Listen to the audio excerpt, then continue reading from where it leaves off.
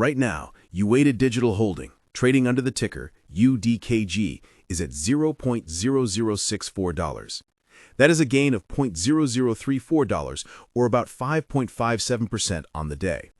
This data is coming in at 10:14 a.m. Eastern Time, and we've already seen a volatile morning. The stock opened higher at $0.0066, spiked almost immediately to a high of $0.070, and then just as quickly collapsed to its low of the day, $0.0064, which is where it sits right now. Now, the immediate expectation when anyone sees a 5.57% gain on a stock screen is to think there's momentum, there's interest. The common belief is that green is good and that this might be a sign of a bottom, a potential reversal for a stock that is incredibly cheap on a per-share basis. But let's be absolutely, unequivocally clear. The reality of this situation is profoundly different. This 5.57% move is not a signal of health. It's a symptom of a critical illness. We are looking at a company with a market capitalization of only $11.5 million. This isn't just a micro-cap, it's a nano-cap. The entire story of YDKG is not one of growth or recovery, but one of a desperate fight for survival on the NASDAQ exchange. This morning's action, that spike from $0.0066 to $0.070 and the instant reversal, is the very definition of low-float volatility. This isn't institutional funds building a position. This is algorithmic trading and perhaps a small handful of retail day traders playing a dangerous game of hot potato with a stock that has almost no liquidity. The 52-week high for this stock is $6.69. The 52-week low is $0.040. The fact that we are currently trading at $0.064 tells you that this stock has lost over 99% of its value. The expectation is a lottery ticket.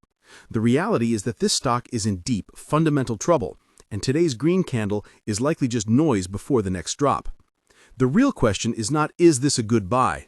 The real question is, why is this stock even still listed?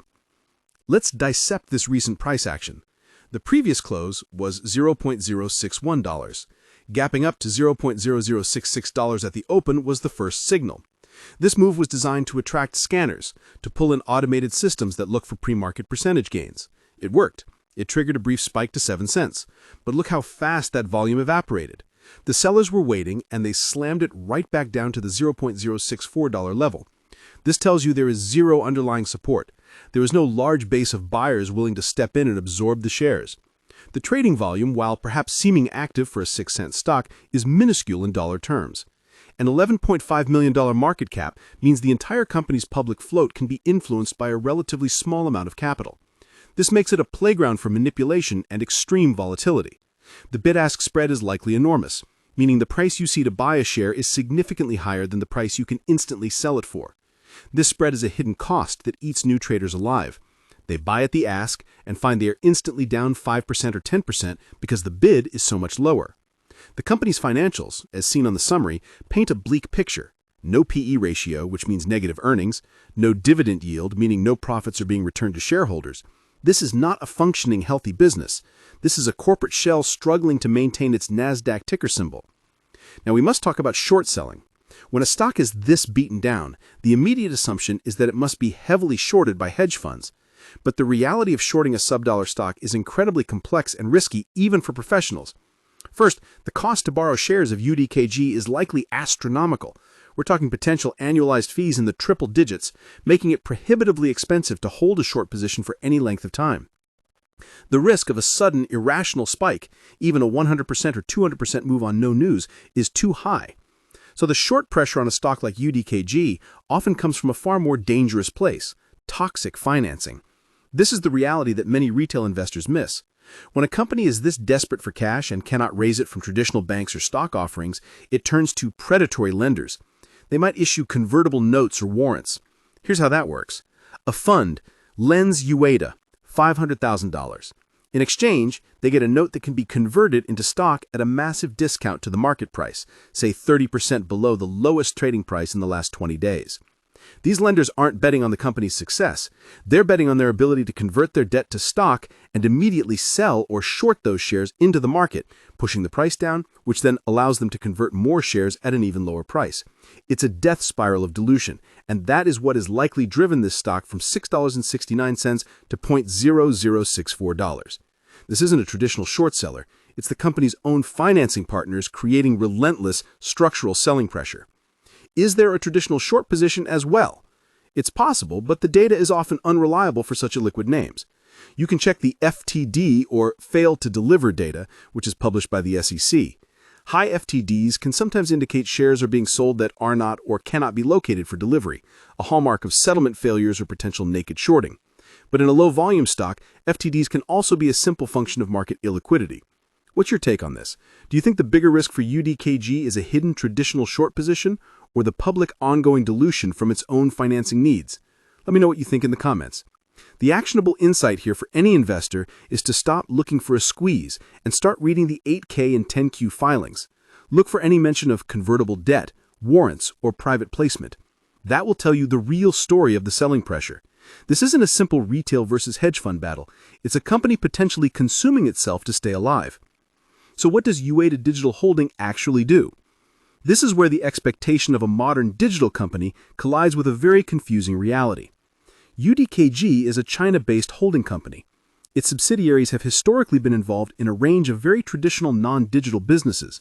We're talking about things like ecological agriculture, agricultural product processing, and some logistics.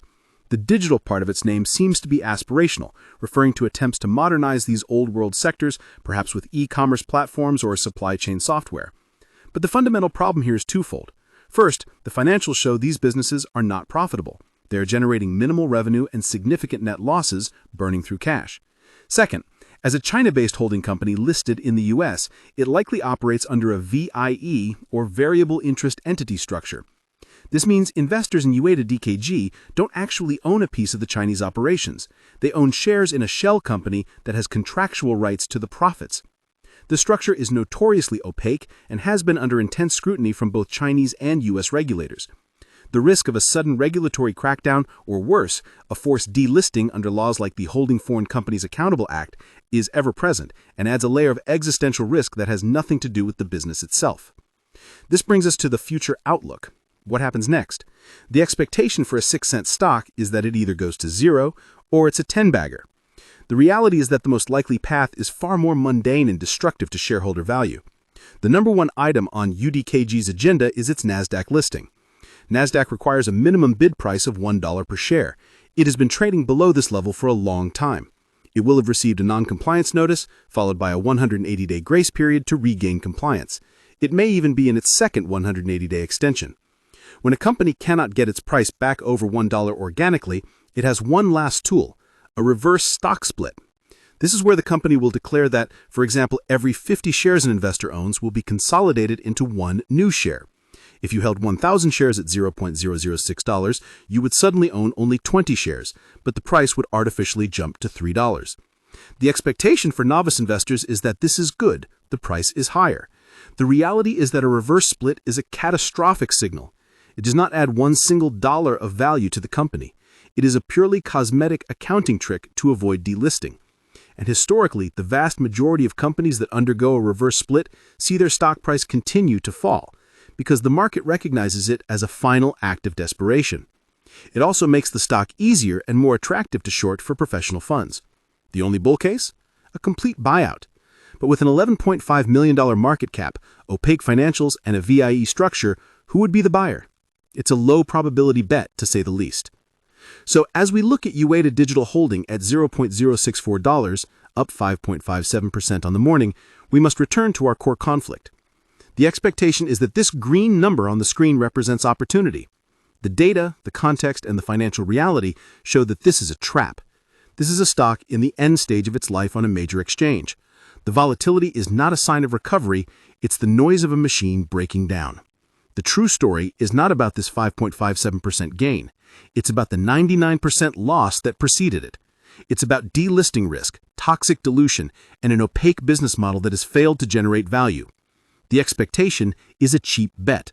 The reality is that for almost everyone involved, this stock is a sinkhole, and today's small gain is just the dirt shifting slightly before the next collapse.